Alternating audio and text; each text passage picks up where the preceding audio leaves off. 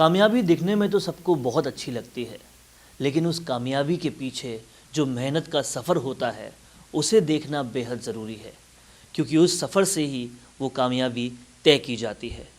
और ऐसी ही कामयाबी को मेहनत के सफ़र से तय करने वाले सुनील जैन जी आज हमारे साथ हैं, जो कि अक्षत अपार्टमेंट्स के ओनर हैं और क्रेडाई के प्रेसिडेंट हैं। सुनील जी, बहुत बहुत आपका स्वागत है हमारे इस खास शो ब्रांड्स ऑफ राजस्थान में।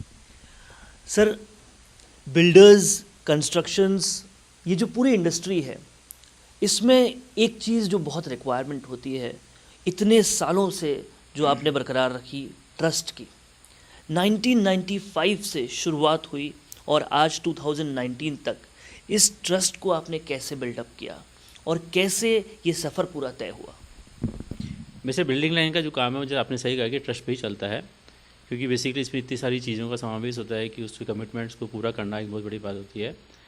तो लेकिन अगर आप सोच लो कि भाई मुझे ऐसा करना है, तो आप फिर वैसा अगर कर लेते हो तो कस्टमर के प्रति एक विश्वास जग जाता है।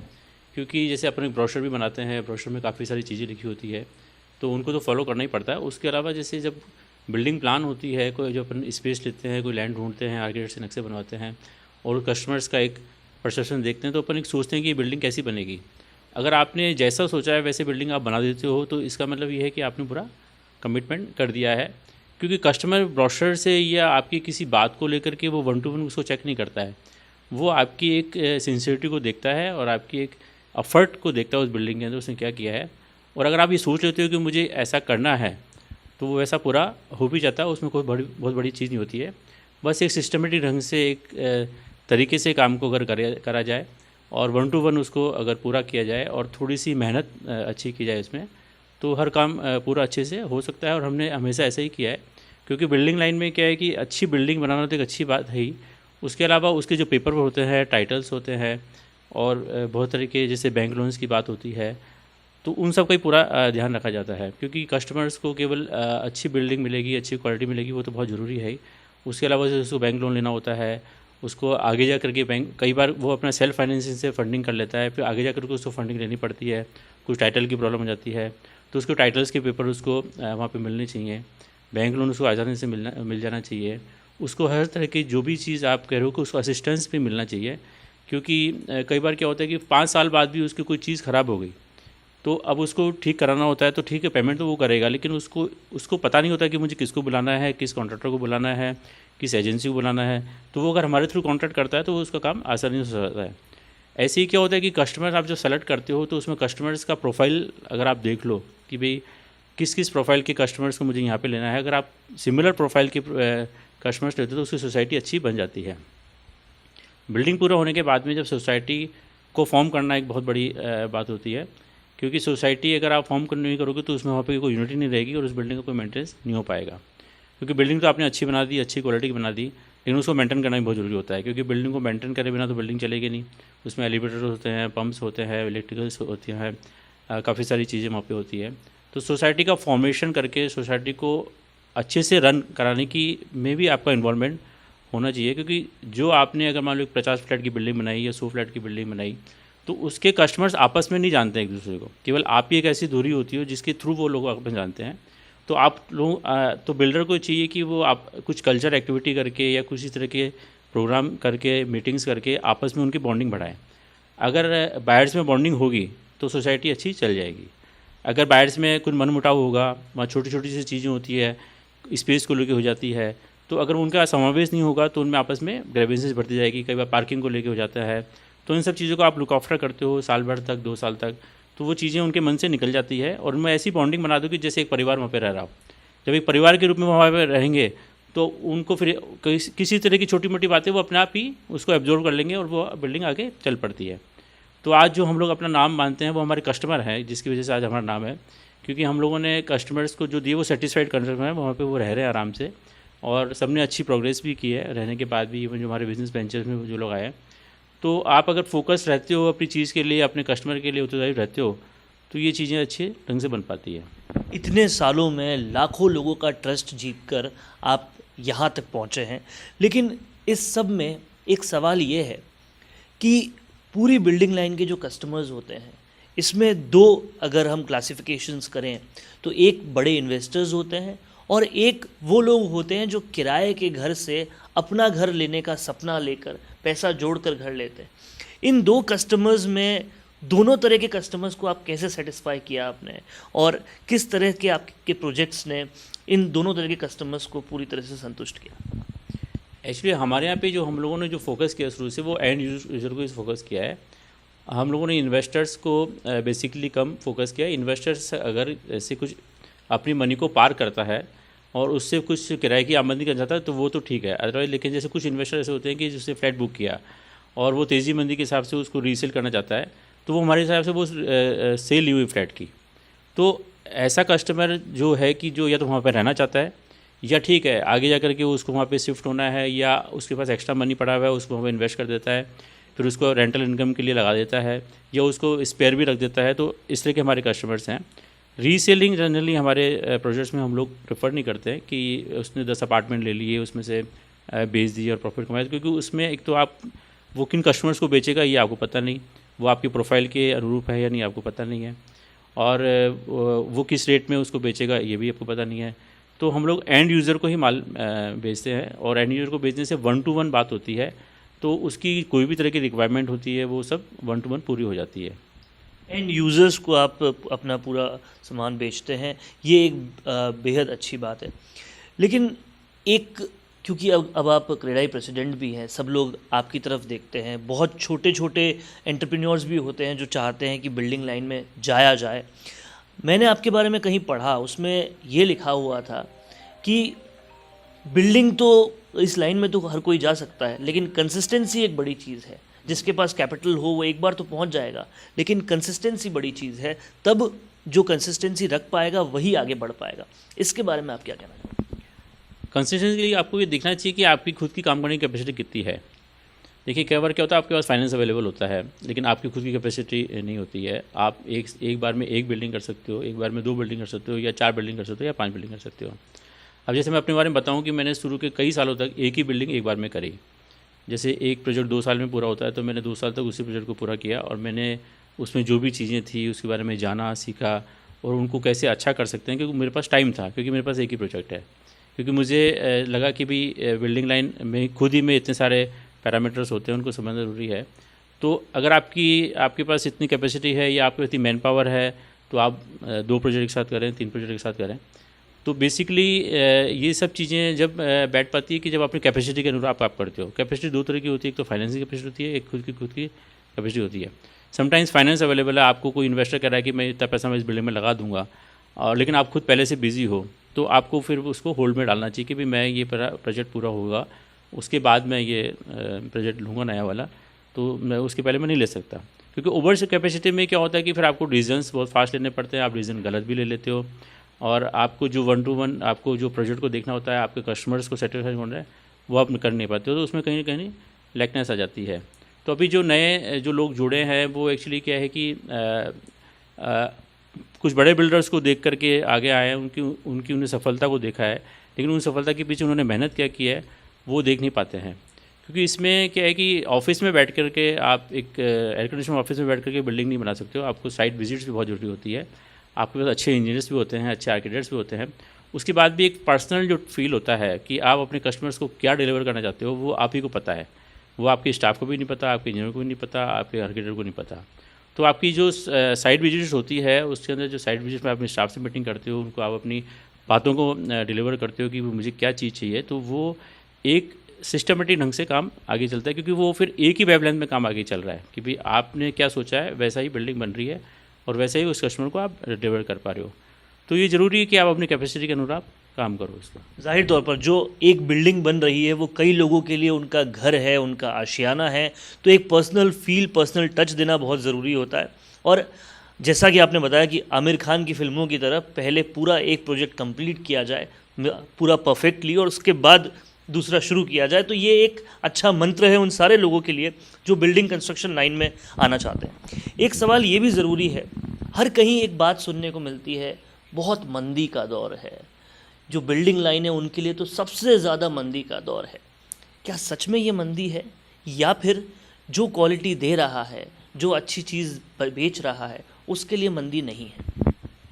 एक्चुअली देखिए, धारणा बनी हुई कि मंदी का दौर है, और वैसे मंदी तो अपन को मानना चाहिए कि है, लेकिन रिक्वायरमेंट घरों की उतनी है जितनी पहले भी थी, वो रिक्वायरमेंट कम नहीं हुई है। अब रिक्वायरमेंट को देखते हुए तो कमी है ही नहीं। अब एक तो क्या है कि ओवर सप्लाई है, और कुछ जो प्रोजेक्ट्स आ रहे हैं, कुछ प्रोजेक्ट कंसीव हो गए हैं, वो थोड़े से थॉटफुल नहीं हुए हैं। जैसे कि किस लोकेशन पे किस तरह का प्रोजेक्ट बनना चाहिए, किस तरह के वहाँ पे कस्टमर आएंगे, और उस लोकेशन पे वहाँ पे ट्रांसपोर्टेशन क्या है, वहाँ पे रीच क्या है, इंफ्रास्ट्रक्चर क्या है, उसकी फैसिलिटी अवेलेबल है या नहीं है, और कितने फ्लैट्स की रिक्वायरमेंट है, और कितने फ्लैट्स आप वहाँ बना रहे हो, और आसपास कितने फ्लैट्स और बन रहे हैं, इन सब का कैलकुलेशन करना बहुत ज़रूरी होता है। तो ये अभी डिमांड एंड सप्लाई का गैप है। डिमांड उतनी की उतनी है, आदमी को जितने घर चाहिए उतने घर खरीद रहा है, क्योंकि ये बेसिक नीड है। रोटी कपड़ा और मकान आदमी को चाहिए ही चाहिए। जैसे ही उसके पास पैसा आता है, वो सबसे पहले मकान ही खरीदता है, गाड़ी और दूसरी चीज़ें बाद में लेता है, मैं ऐसा मानता हूँ। और वो क्योंकि मकान को प्रायोरिटी देता है, क्योंकि उसकी पूरी फैमिली उसमें रहती है, और वो उसके आगे की जनरेशन को भी वो मकान काम में आता है। तो सबसे पहले वो अपनी एसेट्स मकान के रूप में बनाता है। तो डिमांड में बेसिकली कोई कमी नहीं है, सप्लाई ज़्यादा है, और सप्लाई भी ऐसी ज़्यादा है कि जो आदमी की नीड को पूरा नहीं कर पा रहा है। जैसे किसी आदमी को फ्लैट चाहिए कि 70 लाख की कैपेसिटी का चाहिए, लेकिन वो वहाँ पे उसको मिल रहा है 1 करोड़ की कैपेसिटी का, तो वो उसके रीच में नहीं है। तो आपको चाहिए कि वो उस लोकेशन पे आप उस आदमी के अनुरूप उसका जो फ्लैट का साइज़ है या फ्लैट की जो वैल्यू है उसे अनुरूप बनाते, तो शायद वो बिक जाता। और नंबर ऑफ़ क्वांटिटी, फिर ओपन एरिया, फैसिलिटीज़ है, हवा हवा है, उन सब को बहुत फर्क पड़ता है। प्लस आपको ये देखना चाहिए कि भैया वहाँ पे कितने प्रोजेक्ट ऑलरेडी स्टार्ट हो चुके हैं, और अगर आप वहाँ स्टार्ट करना चाहते हो तो एटलीस्ट आपके पास कुछ नया डिज़ाइन होना चाहिए, जिससे कि वो प्रोजेक्ट कुछ डिफरेंट हो, जिससे कि वो आपके यहाँ पे कस्टमर अट्रैक्ट हो। तो इन सब का कैलकुलेशन जनरली आदमी नहीं कर पाता है। तो लेकिन मार्केट स्टडी बहुत ज़रूरी है, और मार्केट स्टडी के हिसाब से अगर काम करेंगे तो कभी भी ऐसा नहीं हो सकता कि माल नहीं बिकेगा, माल बिक जाता है। और डिमांड उतनी ही बनी हुई है जितनी पहले थी, डिमांड कोई कमी नहीं। एक सवाल ये भी है सर कि जब कंज्यूमर घर लेना चाहता है तो वो सबसे पहले देखता है कि जिस बिल्डर से मैं घर ले रहा हूँ वो बड़ा ब्रांड है कि नहीं, उसके पीछे ट्रस्ट है कि नहीं, वो बिल्डर क्या ऐसा है कि नहीं जिसका मार्केट रेपुटेशन बहुत अच्छा है। ये रेपुटेशन कैसे बनाई जाए, इस रेपुटेशन को बनाने के लिए क्या कुछ किया जाए? रेपुटेशन बनाने के लिए जैसे मैं बताया कि आपको 1 to 1 आपको ध्यान देना होगा, कस्टमर की हर नीड को पूरा करना होगा। क्योंकि घर आप डिलीवर कर रहे हो, अच्छी क्वालिटी का घर डिलीवर करो, उसके अलावा और भी काफ़ी चीज़ें होती है जो उसको डिलीवर करनी पड़ती है। और अगर आप डिलीवर टाइम से करते जाओगे, क्वालिटी से करते जाओगे, और हर तरह के पैरामीटर्स को पूरा करते जाओगे, कि जैसे गवर्नमेंट बायलॉज भी एक चीज़ होती है, आपने बिल्डिंग बायलॉज के अनुरूप घर बनाया नहीं बनाया, आपने बिल्डिंग बायलॉज का वैल्यूएशन कर दिया, बाद में मालूम पड़ा कि जेडी वाले आ गए, कुछ आपने पार्किंग में कुछ चीज़ डेवलप कर दी, या वहाँ पे बिल्डिंग के अंदर इस तरह की कोई चीज़ें हो गई कि जैसे क्या होता है कि जैसे अपन आज एक फ्लैट बेच देते हैं, 20 फ्लैट की एक बिल्डिंग है, अच्छी लोकेशन की बिल्डिंग है, तो जो प्राइम एरिया में है, तो उसमें किसी को लगता है कि यहाँ तो ऑफिस में चल जाएगा मेरा, तो आपने बेचा तो फ्लैट है, आपने कोई फॉल्ट नहीं किया इसका कि भाई आपने रेजिडेंशियल बिल्डिंग है, रेजिडेंशियल बिल्डिंग बनाई है, रेजिडेंशियल फ्लैट बेच दिया, लेकिन वो बंदा ने पहले दिन ही वहाँ पे ऑफिस स्टार्ट कर दिया अपना। तो ये आपका भी काम है कि आप उसको रोको। हालांकि ठीक है, आपने अपना काम पूरा कर दिया कि भाई मैंने तो रेजिडेंशियल बिल्डिंग बनाई थी और रेजिडेंशियल बिल्डिंग बेच दी, मैंने तो रजिस्ट्री करा दी, मैं तो भाई यहाँ से जा रहा हूँ, मैं दूसरी बिल्डिंग बना रहा हूँ। लेकिन आपको उन बाकी 19 लोगों की सुरक्षा के लिए और उनकी प्राइवेसी को मेंटेन करने के लिए आपको चाहिए कि उस आदमी को आप मना करो कि भाई आपने ये बिल्डिंग जो ली थी मेरे से रेजिडेंशियल अपार्टमेंट ली है, और ये मेरे एग्रीमेंट में भी लिखा हुआ है कि यहाँ पे आप कोई कमर्शियल एक्टिविटी नहीं कर सकते, तो आप यहाँ पे कमर्शियल एक्टिविटी नहीं कर सकते, क्योंकि आपको उसको रोकना पड़ेगा कि आपके 19 लोगों को सेटिस्फाइड करने के लिए। शुरुआत से आप कस्टमर्स के बारे में सोचें और कस्टमर्स के लिए काम करें कंसिस्टेंटली, तो ब्रांड आप बन जाते हैं।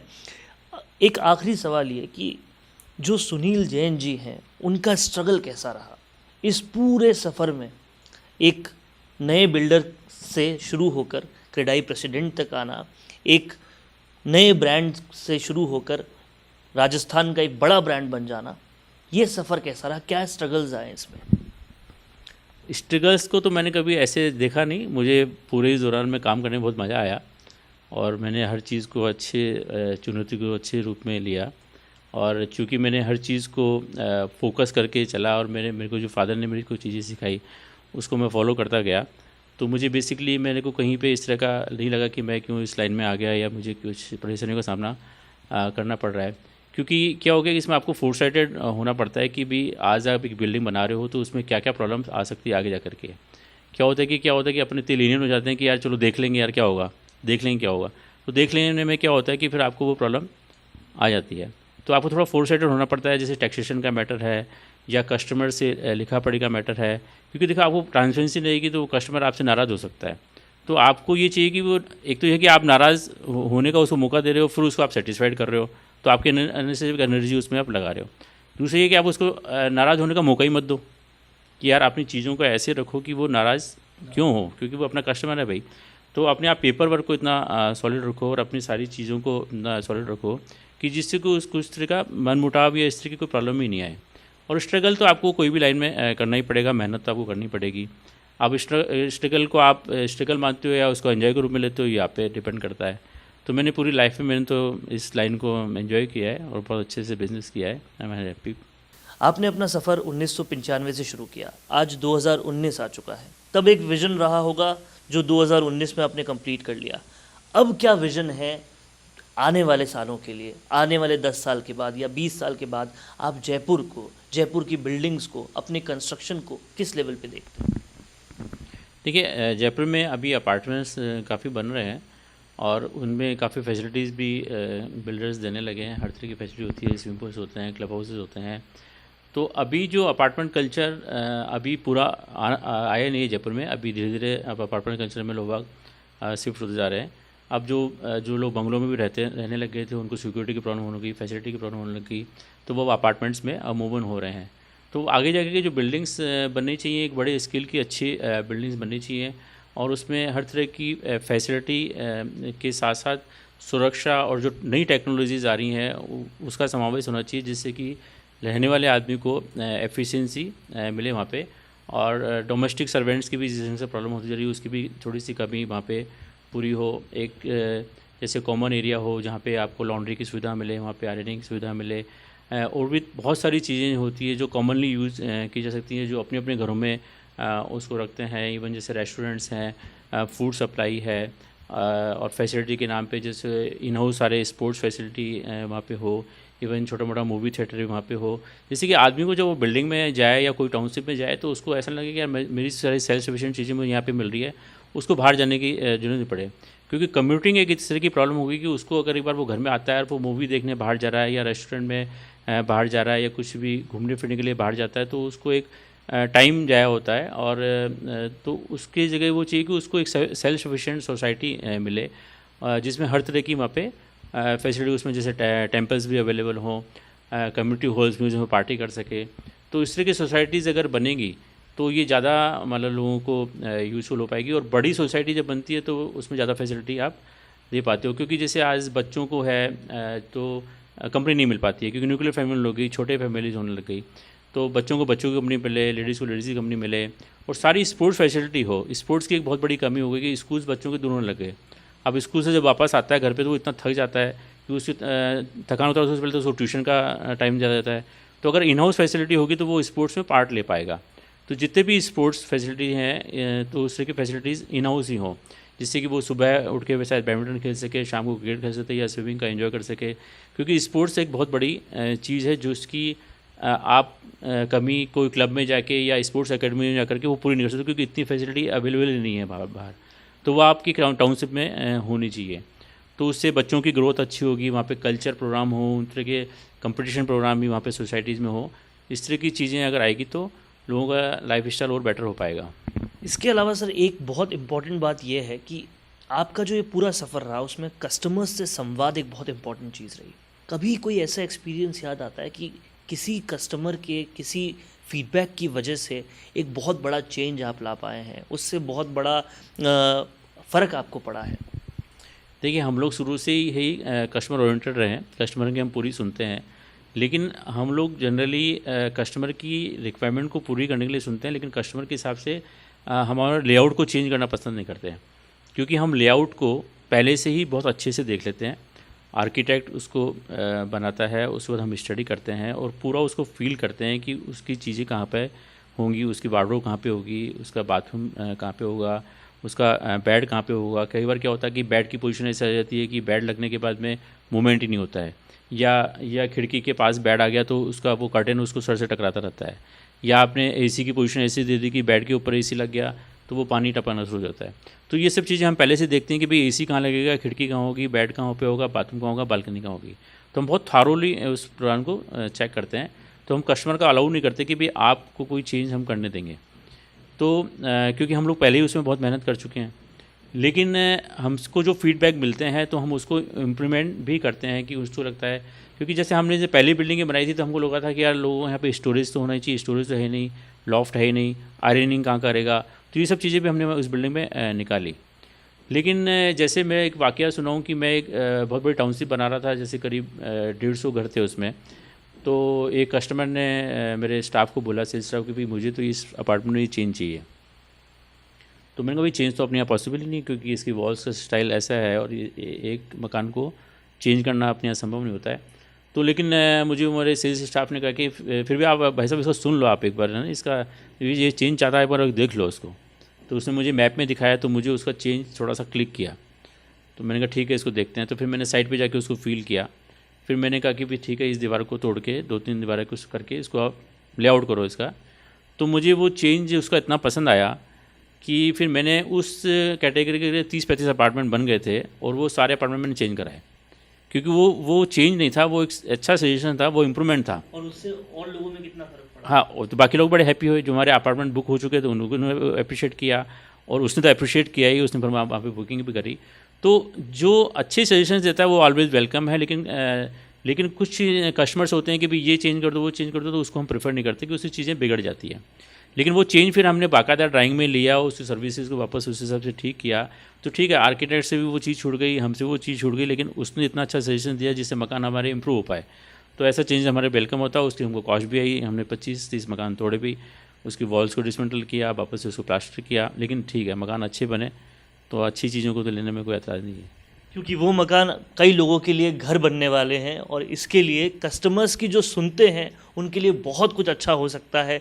ये एक और बात इस पूरे इंटरव्यू से निकल कर आई। आप सभी लोग जो एंटरप्रेन्योर बनना चाहते हैं, इन सारे मंत्र को फॉलो कीजिए, शायद आपकी भी कामयाबी आपका वेट कर रही हो।